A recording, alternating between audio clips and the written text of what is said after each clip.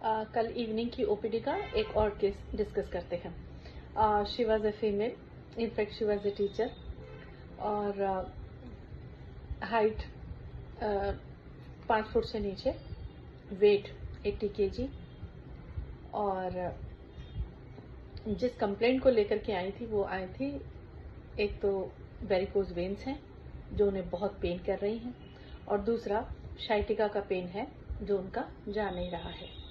बहुत सारे दवाइयां उन्होंने खाई हुई थी, बहुत सारे डॉक्टर्स के पास भी वो गए हुए थे।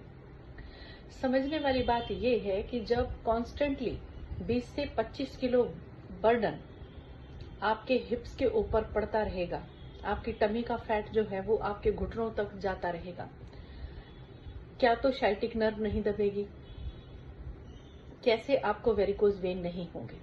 जितना एक्स्ट्रा बर्डन आप ऊपर से लेकर के चलते हैं वो सारा ही बर्डन आपकी बॉडी को ही उठाना पड़ता है।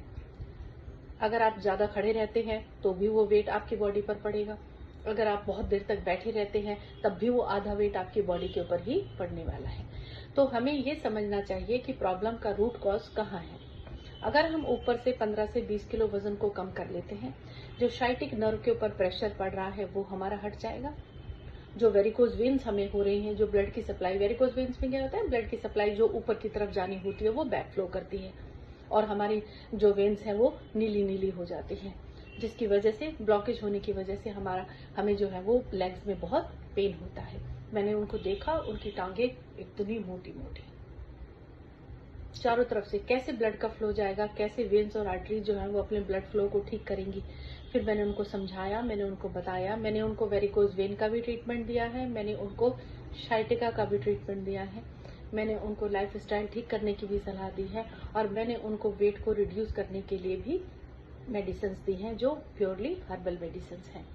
ये सभी चीजें मिलकर के जैसे जैसे हम ऊपर के वेट को कम करेंगे, डेफिनेटली शाइटिक नर्व जो है उस पर जो कंप्रेशन इफेक्ट है उसमें भी उनको फायदा होगा और जो हमारी वेरिकोज वेन्स है उसकी ब्लड सप्लाई में भी फायदा होगा। मैंने वेरिकोज वेन का ट्रीटमेंट उनको अलग से भी दिया है और साथ में शाइटिक नर्व का भी की वजह से जो पेन हो रहा है उसके लिए जो एक्सरसाइजेज की जा सकती हैं उसके लिए, उन सब के लिए भी मैंने उनको एडवाइस किया है।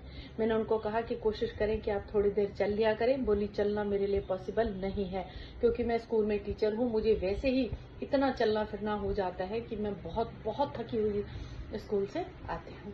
फिर भी मैंने उनकी बहुत अच्छे से काउंसलिंग भी की है और कोशिश की है कि वो इस बात को समझे कि जैसे जैसे ऊपर का बर्डन कम होगा डेफिनेटली उनको उनके, वरना कितने भी पेन किलर्स खाते रहिए, कितनी भी एंटी इन्फ्लेमेटरी लेते रहिए, जब तक ऊपर से जो रूट कॉज है वो नहीं जाएगा तब तक हमारी बात नहीं बनेगी।